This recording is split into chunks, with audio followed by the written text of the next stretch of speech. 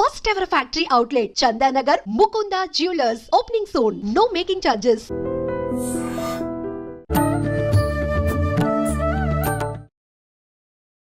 హరే కృష్ణ ప్రభుజీ. హరే కృష్ణ. ప్రభుజీ, భగవంతుని విషయానికి వచ్చేసరికి మనం క్షేత్రాలకు వెళ్ళినప్పుడు చూస్తుంటాం. ముఖ్యంగా తిరుపతి అనేసరికి ఆయన ఖచ్చితంగా మొక్కులు ఫేమస్. అక్కడ తలనీలాలు అందులో ఒకటి భాగంగా. అంటే ఎందుకు తలనీలాలు అనేది ఎందుకు ఇవ్వాలి? ఆయన భగవంతుడు అడుగుతాడా తలనీలాలు ఇవ్వాలని చెప్పి? ఏంటి దాని గురించి తెలియజేయండి. ఇంకొక విషయము, కొబ్బరికాయ. ఖచ్చితంగా మనం భగవంతుడు, ఆధ్యాత్మికత, పూజలు అనగానే ఫస్ట్ మనందరికి గుర్తొచ్చేది కొబ్బరికాయ కొట్టాలి అని చెప్పి. అసలు ఎందుకు కొట్టాలి కొబ్బరికాయని అని చెప్పి? రెండు మంచి ప్రశ్నలు అడిగారు మీరు.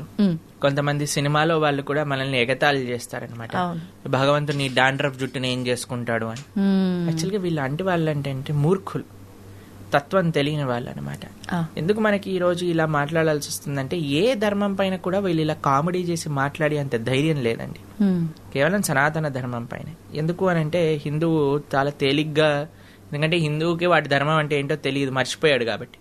కానీ మనం మన ధర్మం యొక్క విశిష్టత ఎవరైనా అడిగారు అనుకోండి, నీ డాండ్రఫ్ జుట్టు దేవుడికి ఎందుకు ఇస్తున్నావు అంటే మనం ఏం సమాధానం చెప్తామో తెలియాలి కదండి. అవును, జుట్టును ఎందుకు ఇస్తున్నా, కొబ్బరికాయ ఎందుకు కొడుతున్నా, ఎందుకు మన ధర్మం ఇది ఎందుకు ప్రమోట్ చేసింది, ఒకసారి ఆలోచన చేద్దాం. ఇప్పుడు చూడండి, జుట్టు విషయానికి వచ్చేసరికి ఎక్కడున్నా సరే జుట్టు ఉందనుకోండి, ఒకలైతే నేను చూసాను బైక్ దిగక ముందు ఒక చిన్న దువ్వెన పెట్టుకొని దువ్వెన తీసి తూకుంటున్నాడు అనమాట. ఎందుకంటే ఏది ఉన్నా సరే ఆ హెయిర్ స్టైల్ అనేది అన్నిటికంటే ముఖ్యం అనమాట. ఎక్కడైనా విండో చూపిస్తాను అనుకోండి, వెంటనే సరి చేసుకుంటూ నించుంటారనమాట. అనిపించిందంటే జుట్టు సరి చేయాలి, ఎలా ఉన్నామో చూసుకోవాలి, అంతే కదండి. అంతే. ఇప్పుడు ఒక వ్యక్తి అట, వాడికి గుండుగాడ, మొత్తం బట్టతల, ఇక్కడ రెండు జుట్టు, ఇక్కడ 2 కేశాలు అలా ఉన్నాయట. ఒక వ్యక్తి ఆయన దగ్గరికి వెళ్ళి, అబ్బా అసలు ఏంటి నీ కేశ సౌందర్యం అనగానే చాలా ఆనందపడి ఒక బస్తా బియ్యం ఇచ్చేసాడట ఆయనకి. అయితే సరే అని బస్తా బియ్యం పట్టుకొని నడుచుకుంటూ వెళ్తున్నాడట. నడుచుకుంటూ వెళ్తుంటే ఇంకొక ఆయన అడిగాడట, అరే ఈ బస్తా బియ్యం ఎక్కడి నుంచి వచ్చారా? ఆ బట్టతలోడు ఇచ్చాడు అన్నాడు. సరే నేను అక్కడికి వెళ్ళాడట. వెళ్ళి చెప్పాడట, నువ్వు బస్తా బియ్యం ఇచ్చావు కదా, వాడు నిన్ను బట్టతలోడు అంటున్నాడు అనగానే ఒక గుర్రం పైన వీడు బయలుదేరాడట. పరిగెత్తుకుంటూ వీడి దగ్గరకు వచ్చేసరికి, ఏంట్రా నన్ను బట్టతలోడు అంటావా అంటే ఈయన చూసాడట, వీడు వెళ్ళి చెప్పుంటాడని. మెల్లగా మీరు అంతా ఫాస్ట్ గా రాకండి, మీ జుట్టంతా ఎగిరిపోతుంటే ఇలా అలల్లాగా కనిపిస్తుంది, ఎంత సుందరం అనగానే వాడు వచ్చిన గుర్రం కూడా వీడికి ఇచ్చేసాడట. పొంగిపోతున్నాడా? పొగడతలకి పొంగిపోతున్నా. అలాంటి వాళ్ళమే మనందరం కూడా. ఓకే, మనకి కొద్దిగా పొంగంగా ఉబ్బని బెలూన్ లా ఉబ్బిపోతాం అనమాట. ఇంత ఉన్నది ఇంత చేయగానే మన ఆకాశంలో పట్టుకొని కిందికి దింపాల్సి వస్తుంది. అంతేనా కాదా చెప్పండి? అంతే. దేనికి గొప్పతనం? కేశ సౌందర్యం. అసలు ఏం హెయిర్ స్టైల్ రా అనగానే మనం గురుగుడు అయిపోతాం. మాకే ఆ ప్రాబ్లం ఏం లేదు, ఓన్లీ 1 హెయిర్ స్టైల్. అయితే కేశములను ఇవ్వటము అని అంటే సెల్ఫ్ కాన్షియస్నెస్. బాగున్నామా లేదా, జుట్టు ఎగిరిపోయిందా లేదా, దాన్ని మా చిన్నప్పుడు ఇది వచ్చేది జెల్ అని వచ్చేది అనమాట. ఆ జెల్ తీసి జెల్కి రాసుకొని ఇలా హెయిర్ డ్రెస్సింగ్ చేసుకొని అలా జనాలందరూ చూస్తే మాకైతే ఎంత బాధ వేసేది. అసలు ఏం చేస్తున్నారా వీళ్ళు, డబ్బులు ఖర్చు పెట్టడం ఏంటి, మేమైతే బ్లేడ్ తీసుకొని గురుగురు అనుకుంటాను, 2 రోజులకి ఒకసారి అయిపోద్ది మా పని అంతే. కానీ పిచ్చి ఎందుకోసం? నేను బాగుండాలి, నేను బాగా కనిపించాలి, నాది దీంట్లోనే మనిషిపోతున్నాడు. కానీ ఎప్పుడైతే మనం భగవంతుడికి మన తలనీలాలు సమర్పణ చేస్తున్నామా, అయ్యా నేను ఇంత పొజెసివ్ సెల్ఫ్ కాన్షియస్ కాకుండా నీ గురించి ఆలోచన చేసే సమయం ఇవ్వాలి. ఆ యొక్క మన దగ్గర ఉండే ఆ భావన ఏదైతే ఉందో దాన్ని భగవంతుడికి సమర్పణ చేస్తున్నాం అన్నమాట. అది ఒక భావనతో మనం చేసే పని. ఆ భావన లేకుండా చేస్తే అది వేస్ట్ అండి. ఆ భావనతో కలిపి చెయ్యాలి. ఒకడంటాడు, ఈ మధ్య వీడియోలో చూసాను అనమాట, మనకి సనాతన ధర్మంలో ఎప్పుడు గుండు చేయించుకున్నా సరే శిఖ పెట్టుకొని చేయించుకోవాలండి. ఓకే, ఎందుకని ప్రభుజీ? అది మన ధర్మం, మన సాంప్రదాయం. ఎవరైనా సరే, ఏ వర్ణంలో ఉన్న వాళ్ళైనా సరే, ఎక్కడైనా సరే, హిందువులు అంటే ముందుగా ఒక విషయం ఏంటి అంటే, స్త్రీలు గుండు చేయించుకోరాదు. స్త్రీలు గుండు చేయించుకోరాదు, పురుషులు చేయించుకోవాలి. చేయించుకున్నప్పుడు మనం శిఖ పెట్టుకోవాలన్నమాట. ఇది చాలా ముఖ్యమైనది. ఓకే. ఒక ఆయన అంటాడు, తిరుపతిలో శిఖ పెట్టకుండా మొత్తం బోడిగుండు చేసేస్తారు కదా, అంటే అది బౌద్ధారామము, బుద్ధుడి యొక్క ప్రదేశం అని దాని వల్లే తెలుస్తుంది అని అన్నాడు అనమాట. ఇప్పుడు చూడండి, మేము ఎన్నో ప్రదేశాలు, ఎన్నో దేశాలలో బౌద్ధారామాలకు వెళ్ళాం. అక్కడ అందరూ అగరబత్తులు చూపిస్తారు. అగరబత్తులు చూపించడం ఎవరి సాంప్రదాయం? మనం చూపిస్తాం కదా, అంతే కదా. అలానే బౌద్ధ రామాలన్నీ కూడా హిందువులవే అని మనం అంటామా? లేదు. అంటే ఎలాగ మాట్లాడేస్తున్నారు జనాలంటే మాకు నవ్వు వస్తుంది. ఏది తోస్తే అది మాట్లాడేట. ఒక ఆయన మాట్లాడతాడు, ప్రబుద్ధుడు. ఏమంటాడంటే, రాముడు 10 లక్షల సంవత్సరాలు పూర్వం అని ఎలా చెప్తారు? ఎందుకంటే హిస్టరీ ప్రకారంగా మనకి కేవలం ఒక 4000 సంవత్సరాల ముందే మనకి స్టార్ట్ అయిపోయింది అని. అదే హిస్టరీని సైన్స్ ప్రకారంగా కానీ మనం చూస్తే మనుషులు కోతుల నుంచి వచ్చారు అని ఉంటుంది, కానీ ఒక 2 మనుషుల నుంచి వచ్చాయి అని చెప్పరు. అంతే. మన ధర్మం గురించి చెప్పేటప్పుడేమో సైన్స్ హిస్టరీ కావాలి, వాళ్ళ ధర్మం దగ్గరకు వచ్చేసేదేమో వాళ్ళ పుస్తకం కావాలి. అంతే. మన ధర్మాన్ని దూషణ చేసేటప్పుడేమో అడ్డమైన లాజిక్లన్నీ తీసుకొస్తాడు, వాళ్ళ ధర్మాన్ని ప్రశ్నిస్తేనేమో మాది సత్యం అంట. అంతే. ఏంటండి అసలు? ఎవరి స్వార్థం వాళ్ళదండి. ఎంత మోసం, ఎంత స్వార్థం, అసలు ఎన్ని రకరకాలుగా సనాతన ధర్మాన్ని.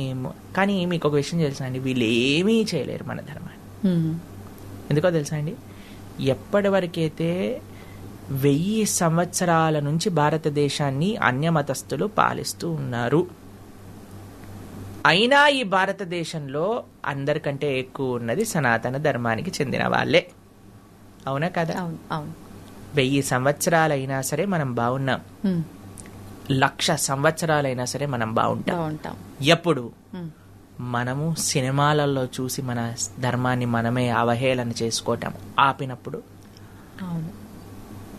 తల్లిదండ్రులు పిల్లలకి ధర్మం గురించి, ధర్మ సూక్ష్మములు ముందు వాళ్ళు తెలుసుకొని పిల్లలకి చెప్పినప్పుడు, ఫ్యాషన్ పేరుతో, వెస్టర్నైజేషన్ పేరుతో మన సంస్కృతి సాంప్రదాయాలు, మన కట్టు బొట్టు ఆచరణని మనం వదిలేసితే మనకి నష్టం ఉంది. కానీ మనం ఇంకా సనాతన ధర్మానికి ముందుకు తీసుకెళ్ళాలి అని అంటే మనం జాగ్రత్తగా ఉండాలి. ఆ సాంప్రదాయాలన్నింటినీ కూడా మనం పాటించాలి చక్కగా. రెండవ ప్రశ్న మీరేమన్నారు? కొబ్బరికాయలు కొట్టడం. మాకు చిన్నప్పుడు ఏదైనా వ్రతం పూజ అయిందనుకోండి, ఒక్కొక్కళ్ళకి ఒక్కొక్క కొబ్బరికాయ ఇచ్చేవాళ్ళనమాట. కొబ్బరికాయ కొట్టు, కొబ్బరికాయ కొట్టు, కొబ్బరికాయ కొట్టు. ఇప్పటికి కూడా ఇక్కడ ఇంటికి వెళ్ళామనుకోండి, చిన్నగా ఉన్నప్పుడు మేము కొబ్బరికాయ కొట్టాను, కొబ్బరికాయ కొట్టు. ఏంటి అసలు ఈ కొబ్బరికాయలు కొట్టడం అర్థం కాలేదని. అప్పుడప్పుడు మా చిన్నగా ఉన్నప్పుడు మా చేతులు పడిపోయాయి, చాలా బాధేసేది. అబ్బా ఏంటి కొబ్బరికాయలు కొట్టడం ఏంటి, ఇల్లంతా చిందరబందర ఏంటి, అసలు ఏంది దీని లోపల ఉండే తత్వం ఏమిటి? మీకు అనిపించింది? మన బుర్ర కూడా కొబ్బరికాయ లాంటిదే, గట్టిదైపోయింది అహంకారంతో, అజ్ఞానంతో. టెంకలాగా అయిపోయింది. టెంక టింగ్ టింగ్ టింగ్ అని బుర్ర ఎట్లా అయితే మనకి లోపల నుంచి కొబ్బరికాయ పైన నీళ్లు పోస్తే మన లోపలికి ఎక్కుతుందా? ఏమి ఎక్కదా? ఎందుకు? టెంక గట్టిగా ఉంది. కానీ ఆ గట్టి టెంక లోపల మధురమైన తీయదైన నీళ్లు, దాంతోపాటు కొబ్బరి లోపల తెల్లగా ఉండే పదార్థం ఉన్నాయి. ఎప్పుడైతే నువ్వు అహంకారాన్ని విడుతావో, అహంకారాన్ని భగవంతుడి యొక్క చరణముల దగ్గర బద్దలు కొడతావో, అప్పుడు నీ యొక్క స్వరూపం, తీయదైన స్వరూపం, కోమలమైన స్వరూపం, అది బయటికి వస్తుంది. ఎప్పటి వరకైతే అహంకారాన్ని వీడవో అప్పటి వరకు నీ స్వరూపాన్ని నువ్వు తెలుసుకోలేవు. అది కొబ్బరికాయ కొట్టడంలో ఆంతర్యం.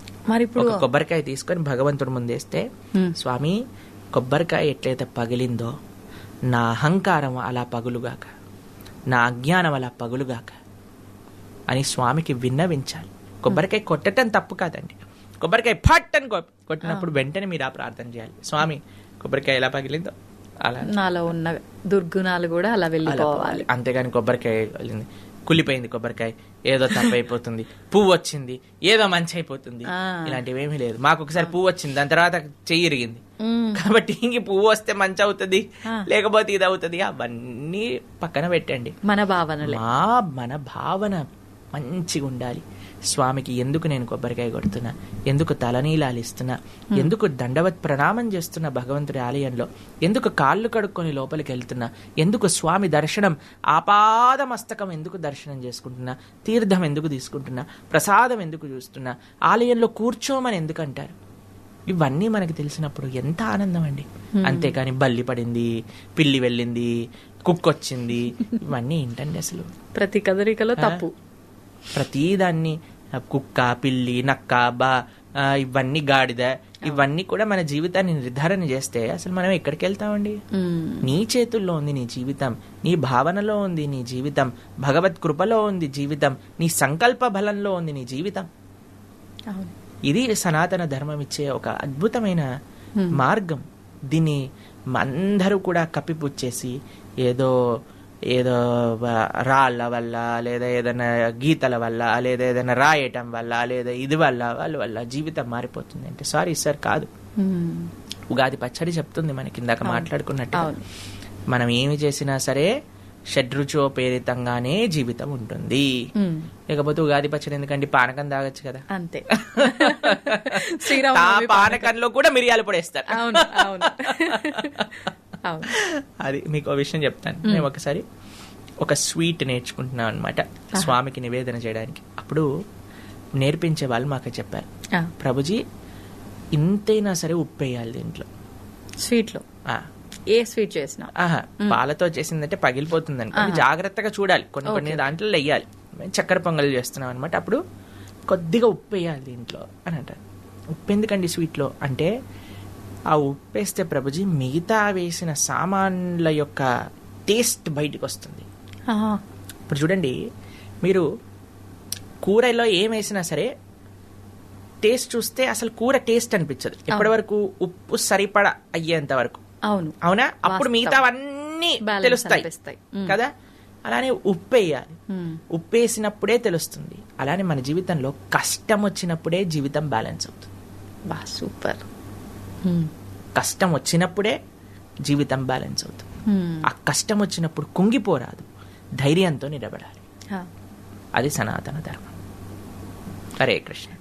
ప్రభుజీ డౌట్, ఇప్పుడు ఈ కొబ్బరికాయ కొడితే ఇంత అర్థం ఉంది, అయితే ఈ అర్థం తెలిసి కొడుతున్నారో ఎందుకు కొడుతున్నారో కానీ కొట్టడం అయితే ప్రారంభించారు, అది అలా కొనసాగుతుంది. క్షేత్రాలకు వెళ్ళినప్పుడు అది భగవంతుడి దగ్గర నివేదన చేయడానికి వీలు అవ్వట్లేదు అన్నప్పుడు అసలు ఈ కొబ్బరికాయ కొట్టడం ఎందుకు, కొట్టడం మానేద్దాము, అదేదో ఆ 20 30 ఆ కొబ్బరికాయకు పెట్టే పైసలు ఆ హుండీలో వేస్తే సరిపోద్ది, ఇలా చాలా మంది ఆలోచిస్తున్నారు.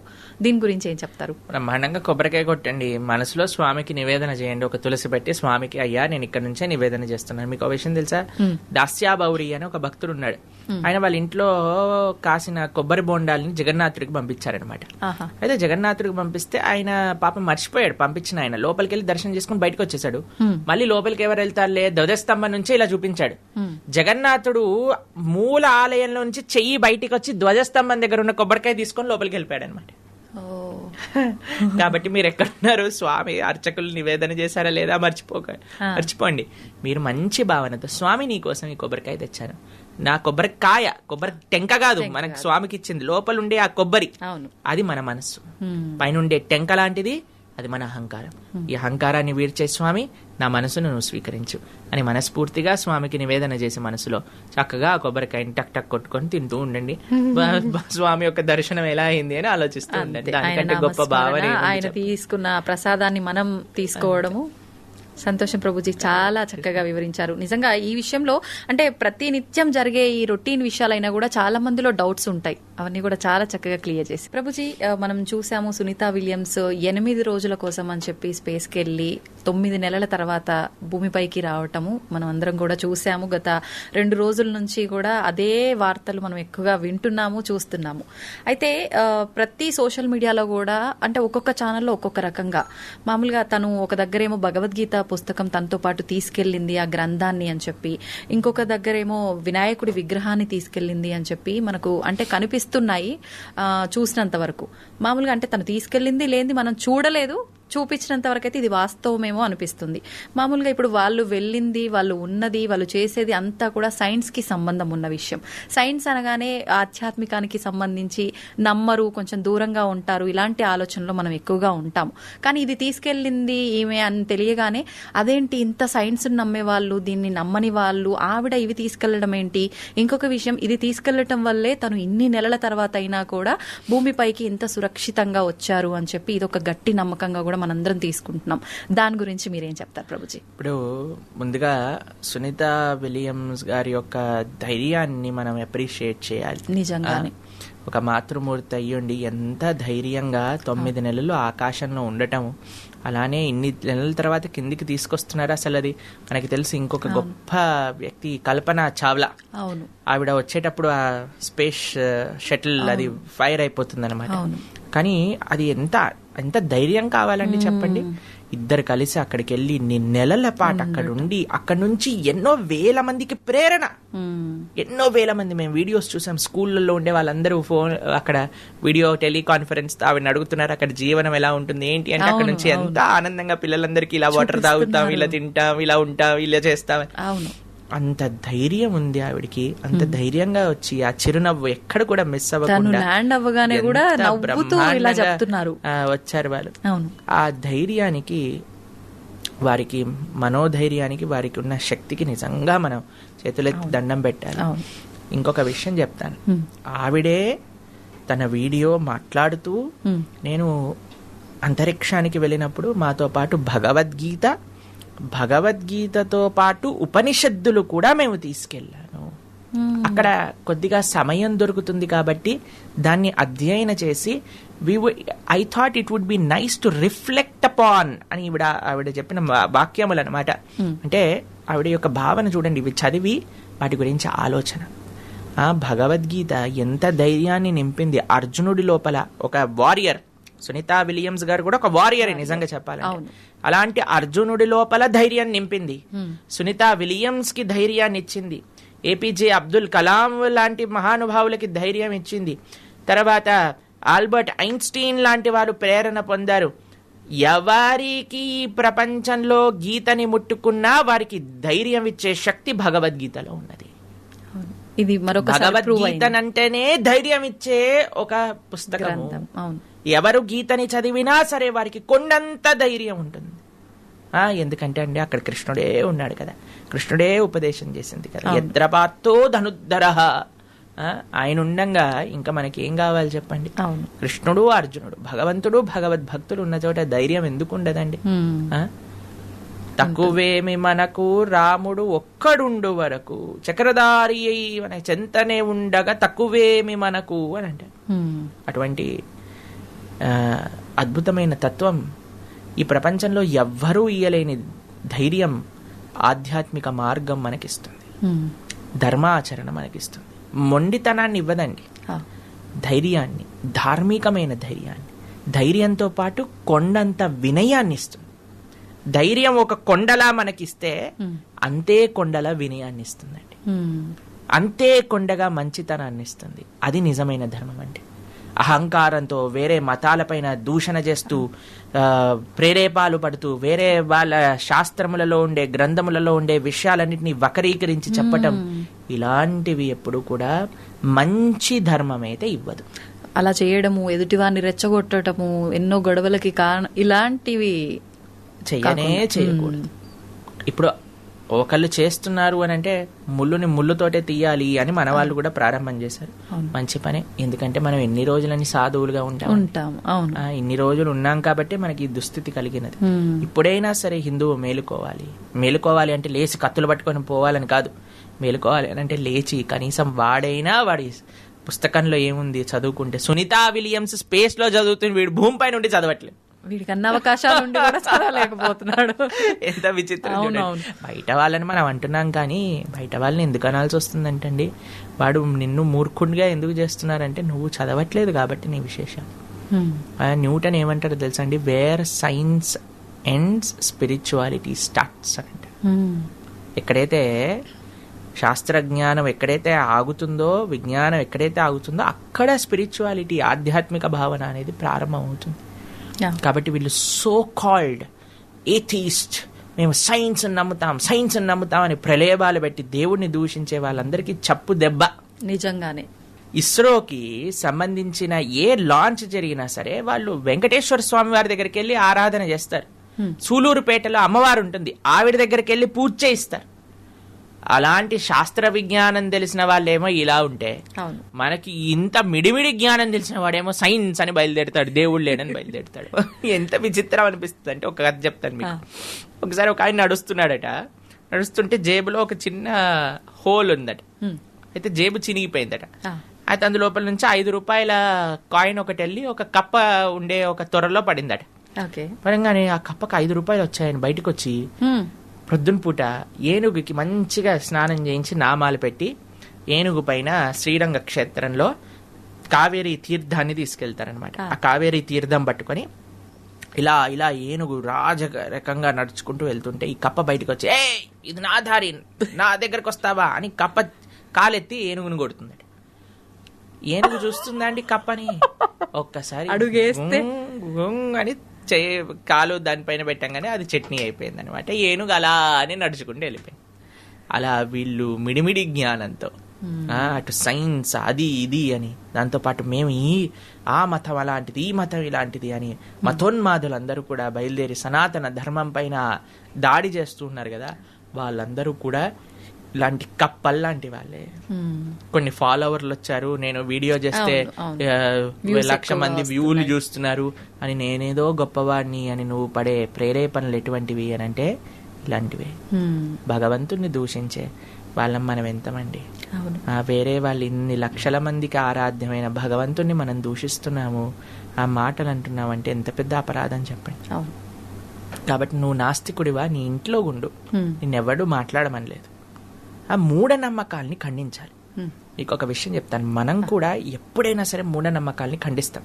మీరు మా మాటల్లో వింటాం, ఎప్పుడు కూడా అశాస్త్రీయమైన విషయాలను మనం ఒప్పుకో మాట్లాడడం. అలా అని ఆధ్యాత్మికతను మన మాటలను కూర్తు, భక్తుల యొక్క ఆరాధ్యమైన భగవంతుని మనం ఏమనకూడదు.